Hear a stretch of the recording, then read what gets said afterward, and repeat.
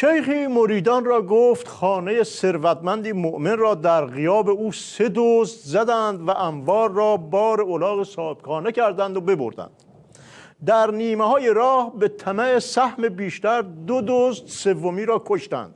کمی دورتر دزدی که قوی‌تر بود به طمع همه اموال دزد دیگر را کشت. کمی بعد هم به سبب اینکه دزد اولی در غذای او سم ریخته بود مرد. سپس الاغ که راه خانه صاحبش را بلد بود به خانه برگشت و اموال این ثروتمند مؤمن این گونه بازگردانده شد. از میان مریدان یکی گفت یا شیخ، هر 3 دزد که مردند، ثروتمند هم که خانه نبود، آیا این داستان را الاغ برای شما تعریف کرد؟ شیخ از کوره در رفته با پشت دست بر پوز مرید نگونبخت کوفت و گفت بی جنبه ها، میخواستم شما را نصیحت کنم، حتما باید آبروریزی کنین. مریدان زجه ها زده و گریبان ها چاک دادند و همه در به در و سپس بی پدر شدند. سبکا بیرم اینجا. میخوایم بگین که همه فهمیدن که شیخ دروغگو خود مقام عظما بوده؟ باشه بفهمن. مرگ یه بار شیونم یه برای دکتر. نه بابا، من به عظما چه کار دارم؟ میخوام سر جنبه که گفتی بگم. جنبه چیزی که اگه داشته باشی میگن خاک تو سرش، هرچی بارش بکنن و هرچی بهش بگن بهش بر نمیخوره. اگه نداشته باشی بازم میگه خاک تو سرش، هرچی بهش بگیم سری بهش بر میخوره. یعنی بالاخره خاک تو سرش. آیه دکتر گفتین به عظما کار ندارم، ولی هر بسیجی میفهمه تو بحث استراتژی وقتی صحبت از خاک برسری درد و حالت میکنین منظورتون فرعون مصر که نیست. یکی بیشتر نداره که خاک عالم به سر شده، اونم مقام عظما ولایته. تو حالا نمیخوای جوش بیاری، برو سر سوالاتت. اینجا از هوای نستا که آتیش به اختیارا میان سراغ تا. آیه دکتر آتیش به اختیار قرار بود علیه دشمنان باشه، ولی بیشتر آتش رو انداخت تو دامن خود مقام عظما ولایت. از قدیم گفتن طرفو که خر میکنی منتظر جفتک زدنش هم باش. سوال این چه فضاحتی بود تو روز قدس که علیه رئیس جمهور خود نظام شعار دادن؟ دوربین تلویزیون هم به طور کاملا اتفاقی همونجا حاضر بود که پخش مستقیم بکنه. اسم این مریضی بیشعوری استراتژیکیه. یعنی عقلش نمیرسه که تهش همه سوار یک کشتیه. خب هم دیگری که ضایع کنن همه ضرر میکنن. مرحوم ابوی همیشه میفهمودن بزن بهادر عرض میکردن بله، میفهمودن گروبانه 200 تا بشین پاشو به سربازه داد. سربازه که شروع کرد به نشستن و پا شدن، گروبانه گفت میدونم تو دل داری فوشم میدی، ولی این یونیفرم من ضد فوشه. سربازه گفتش که سرگروبان جد و آبادتونم یونیفرم تنشونه. روشن شد یا یه یونیفرم روشن برات سفارش بدم. آیه دکتر مگه مقام عظما از ترس سرواز کردن فتنه مهندسی انتخابات خودش ول نکرد؟ چرا؟ خب الان که دوباره ممکنه سر همون چیزا باز بشه، یعنی هم چوب خورد هم پیاز رو هم 100 تومن رو داد. آره ولی خب نظام بدبخت چه کار بکنه؟ هر کار دیگه هم که میکرد همینطوری میشد، کار دیگه ای نمیتونست بکنه. حکایت دانش آموز مشنگه است که همون اول سال تحصیلی به معلمش گفت نگاه کن، اگه 10 نمیدی بگو ما درس نخونیم، اگرم میدی که خب بگو دوباره ما درس نخونیم دیگه.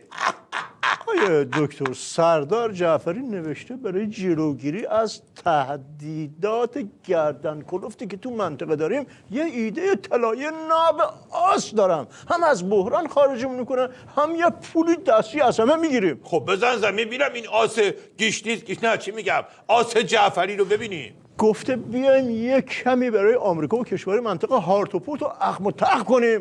خوب که مگسی شدن و رفتن تا مرز جفت کشیده تو گوش مقام عظما یهو کوتاه بیام مثل همین آتیش به اختیار دنده عقب بگیم به جای این همه هزینه خصومت و اینها پولشو بدین به خودمون، بچه خوبی میشیم. الهی بره زیر 19 چرخ با راحت بشیم دستش. 18 چرخ منظورتونه دیگه؟ نه خیر، من دارم زافاتش هم حساب میکنم. لازم نیست تو برای من تصحیحات بدی. ناکس این آس الان به ذهن خودش تکی زده یا شریک جرمم داشته؟ فکر کنم ایدهشو از صحبت‌های خودتون گرفته که گفتین طرف از دست شریکش عصبی بود، میرفت پیش روانپزشک جلسه 90,000 تومان میداد. شریک گفت خب 60,000 تومان بده خودم اخلاقمو درست میکنم. روشن شد یا نه خیر نمیخواد تو حرف بزنی، ولی مثالت بهش نمیخوره. مثال درستش الان برات میگم. مرحوم ابوی همیشه میفرمودن بزن بهادر. عرض میکردم بله، میفرمودن که مشنگه شنید یکی 40 میلیون پول جمع کرده بره اسب بخره. رفت گفت بیا پولشو بده من سوار خودم شو. روشن شد یا بهت بگم مشنگ کی بوده؟ نه خیر اصلا مقام عظما روی همون آتیش به اختیار خودشون چند بار آب ریختن و تقریبا گفتن غلط کردن با 7 جهت آبادم. شدت ترمزی که ایشون زدن به حدی بود که خط ترمزش رو جاده استراتژی جو مونده. یه ها روز روشن حرفش رو چرخوند و گفت منظورم کار فرهنگی تر و تمیز بود، در حالی که حتی بسیجی هم میفهمن که ایشون صحبت از جبهه جنگ و اینا میکرد. ولی با این وجود کسی ترایی برای دنده عقب ایشون خورد نکرد. از عصر همون روز دنده عقب دوباره لنگ و لگد ادامه پیدا کرد و حالا بیا که آره اما چرا؟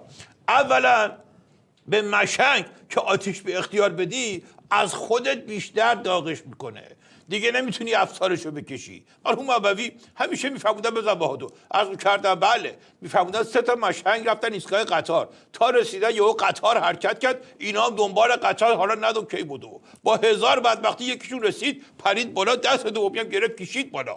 سومی بدبخت نرسید، خسته و کوفته برگشت ایستگاه. یکی بهش گفت خب چرا اینقدر خودتون رو خسته کردین؟ قطار بعدی 1 ساعت دیگه میره دیگه، صبر می‌کردین با اون میرفتین. مشنگه که جونش داشت در میومد گفت بابا چرا به من میگی؟ من فقط مسافر بودم، اون 2 تای دیگه اومده بودن بدرقه من. شما گفتین اولا، یعنی یه دلیل دیگه هم داره که ترمز ایشونو کسی به کشک هم نگیره. بله، دومیش اینه که خودشون هم یه چیزیشون میشه. نعوذم بالله، منظورتون این نیست که کرم از خود درخته نه که من به درخت اینا چه کار دارم؟ دارم بحث عظما میکنم. تو همون مراسم مالکشی 2 تا مشت و لغت هم زد خودش. یعنی تازه مداح هم آورده بود که هرچی خودش نمیتونست بگه به زبون بسیجی فهم این مداح بگه. مداح هم که شوت سنگینه آتیش به اختیار، یعنی دیگه بیل دادی دستش دیگه. منظورتون از بیل چیه؟ هیچی. مرحوم ابوی همیشه میفرمودن بزن بهادر. عرض میکردم بله، میفرمودن که مرده رو میخواستن دفن کنن، یهو بلند شد گفت من زندم. همه ترسیدن، جیغ و داد فرار کردن. بعد 2-3 دقیقه مشنگه گفت نترسین برگردی، با بیل زدم کشتمش. روشن شد. یا چی بگم والا، هر چی بخوام بگم دستم به خون موجی آلیده میشه. آره دکتر، تو اون عملای جراحی که مقام عظما داشت و یه چیزایی ازشون کندن، نکنه روی اینم تأثیر گذاشته باشه؟ حواسشون نیست. نه خیر، حواسش خیلی هم جمعه، ولی بدبخت بیچاره چکار کنه؟ گیر کرده بین 2 تا خط قرمز، شده ساندویچ عظما این وسط. یه دلش میگه بزن تو فک حاج روحانی، ولی خب شقه بعد فک خودشونو صاف میکنه، فتنه برپا میشه. یه دلش هم میگه که زیر سیبیلی رد کنه، ولی خب دیگه اون وقت چیزی بارش نمیکنن، از اینی هم که هست کمتر بارش میکنن. آیه دکتر، اونجا که کلام باز میمونه موسیقی آغاز میشه. شاعر میگه که اگه بی خیال شه عظما زندگیش تباه میشه، اگه درگیر شه با شقه روزگار سیاه میشه. یک طرف رو به سیاهی، یک طرف رو به تباهی، ای خدا چه کار کنه او مونده است در این دوراهی.